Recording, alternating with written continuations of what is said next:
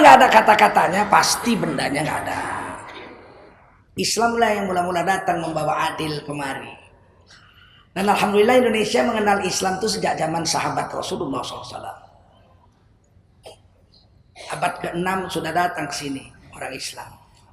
Ya, awal abad ke-7 itu. Buktinya ada kuburan sahabat di Barus, Tapanuli Tengah. Kabarnya beliau adalah anak daripada Abdullah bin Mas'ud radhiyallahu anhu, namanya Syekh Mahmud. Kuburannya di sebuah bukit di Barus, sekitar 800 anak tangga lebih. Naik ke puncak bukit, ada kuburan di situ, batu nisannya menunjukkan wafat tahun 48 Hijriah. Zaman Muawiyah bin Abi Sufyan sudah wafat di sana. Jadi Indonesia sudah dikenal mengenal Islam sejak zaman sahabat Rasulullah SAW.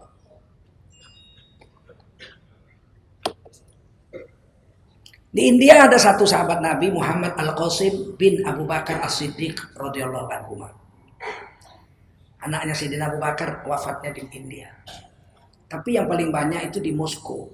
Ada 63 atau 64 kuburan sahabat Rasulullah SAW di Moskow. Sampai sekarang masih dipelihara. Di Cina ada 5 kuburan sahabat.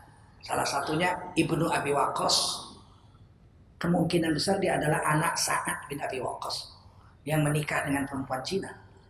Kuburannya ada di sana dengan sahabat Nabi 5 orang di Guangzhou. Silakan datang sana lihat, masih dijaga. Jadi kita ini kenal Islam, kenallah kita adil. Makanya heran saya kalau ada orang benci sama Arab. Jadilah Islam, tapi jangan jadi Arab. Kalau bahasa Arab dicabut dari Pancasila itu 47 kata hilang, 47% kata hilang dari Pancasila. Pancasila bahasa Sanskerta 5 sila. Ketuhanan yang Maha Esa bahasa Indonesia semua. Tuhan bahasa Indonesia, yang Maha Esa bahasa Sanskerta. Yang sudah jadi bahasa Indonesia. Tapi itu ayat Quran, Qul huwallahu ahad wa ilahukum ilahu wahid.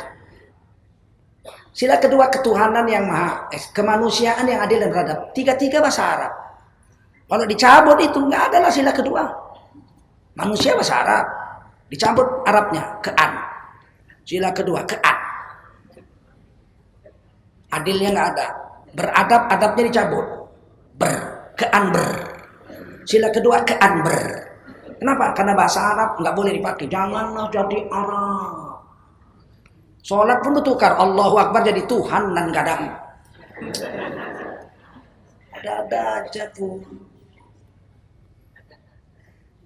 Nah, karena yang membawa adil ke sini adalah orang Islam, maka yang kenal adil dengan sebenar-benarnya adil adalah orang Islam. Adil ini macam-macam. Kalau orang komunis, PKI namanya, udah dilarang. Sekarang dia ada melintir. Di medsos saya baca, kami bukan PKI, tapi komunis. Komunis itu dilarang juga. Yang dilarang PKI, bukan. Coba baca TAP MPRS nomor 25. Yang dilarang itu bukan hanya komunis, PKI, komunis, ateis, Leninisme, ini dilarang di Republik Indonesia.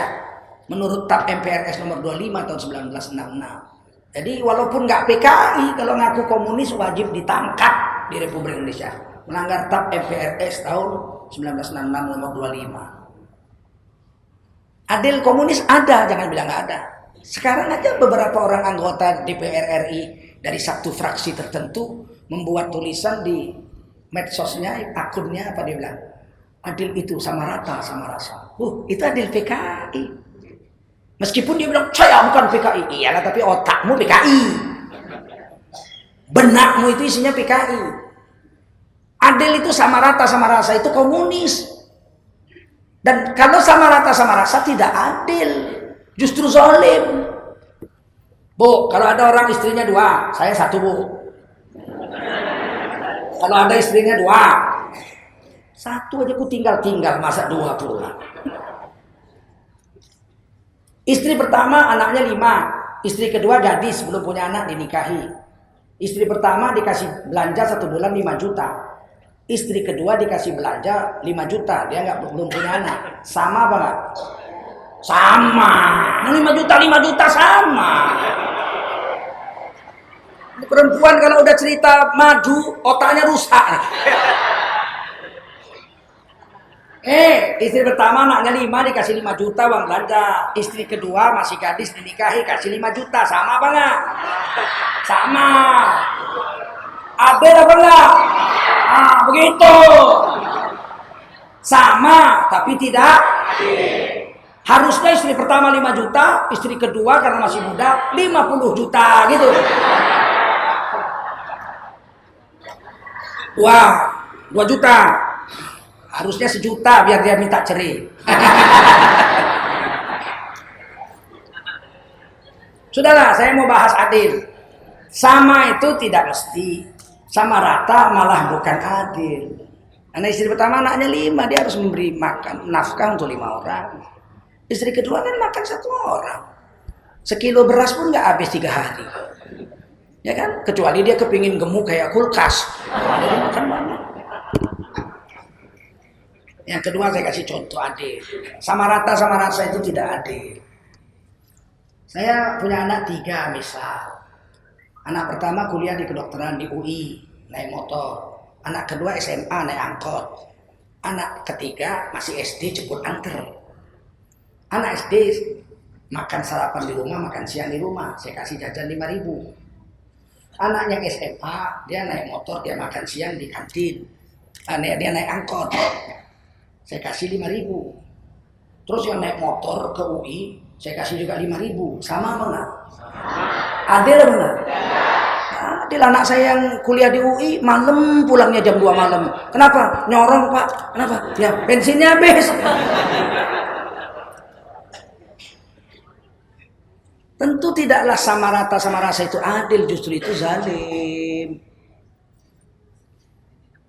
Jenderal digaji sama negara 6 juta sebulan.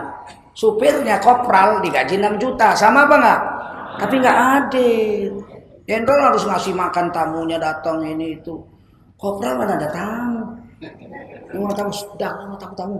Sekarang susah hidup, susah. Ntar kalau udah ganti presiden baru datang. Sama itu tidak adil. Nah, bagaimana konsep Islam tentang adil? Dalam Islam adil itu serasi dan seimbang. Bahasa Inggrisnya proporsional. Proporsional. Inggris ada bahasa adil, Indonesia nggak ada. Jadi serasi dan seimbang menurut keperluan. Kalau saya buat kopi, cara PKI, cara komunis, airnya segelas, kopinya segelas, gulanya segelas. Saya aduk, minumlah kalau nggak kelolotan. Karena Anda zolim. Sama rasa itu zolim. Kalau saya mau buat kopi, ya serasi dan seimbang dong. Airnya segelas, kopinya sesendok, gulanya sesendok 1/4. Aduk, minum, jelas lebih enak.